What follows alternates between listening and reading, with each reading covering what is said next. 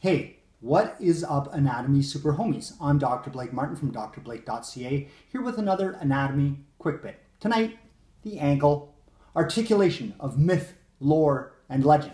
The ankle is made up of three bones. On the outside, we have, the fibula, which runs from the lateral malleolus up toward the knee here.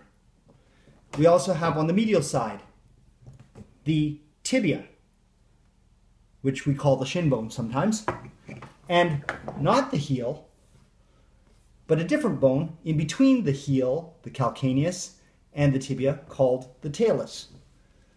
The talus sits immediately underneath, and on Oscar here you can see that it has this weird flange thing, but on us, unless you've had reconstructive surgery, you will not have such a flange.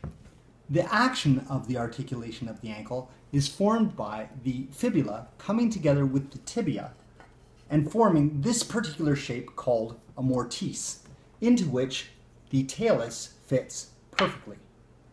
This does not allow for lateral movement of the talus at all, but instead allows for dorsiflexion of the ankle or plantar flexion of the ankle. Dorsiflexion of the ankle is caused by the tibialis anterior and peroneus tertius and a few other friends, and it is limited by the posterior muscles of the gastrocnemius and the soleus. Together, those muscles make up a group called the triceps surae. They are attached to the Achilles tendon, and they prevent dorsiflexion. Should you have very flexible muscles back here, then there will be a bony impingement between the tibialis bone and the talus.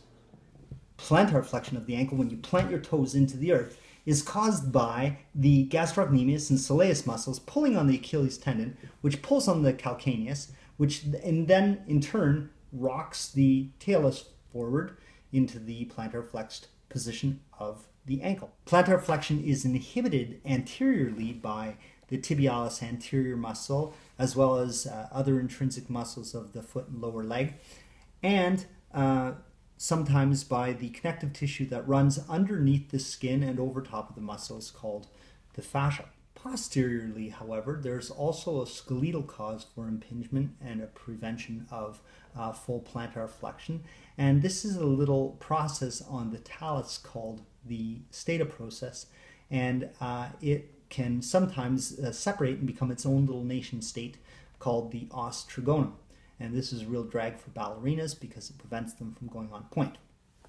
As I said before, the ankle only plantar flexes and dorsiflexes. And yet, if you look down here, you might think that all kinds of actions are possible. So what's going on? It's the talus in its mortise that allows the ankle to do dorsiflexion and plantar flexion. But it's the calcaneus and the other bones of the foot acting together, sliding from side to side in a gliding motion that allow the foot to do inversion, eversion, pronation, supination, and all the other cool things that the foot can do. But the ankle is strictly a one-trick pony. Lateral movements of the ankle are called sprains, and generally they're considered to be bad. However, the dorsiflexion and plantar flexion of the ankle is entirely acceptable. In fact, it's what allows us to move quickly as bipeds. So the next time you're running after a bus or an ice cream truck and you're able to catch it, you can thank all your ankles. I'm Dr. Blake Martin. Yo, what's up, anatomy? Yo, what's up, anatomy super homies?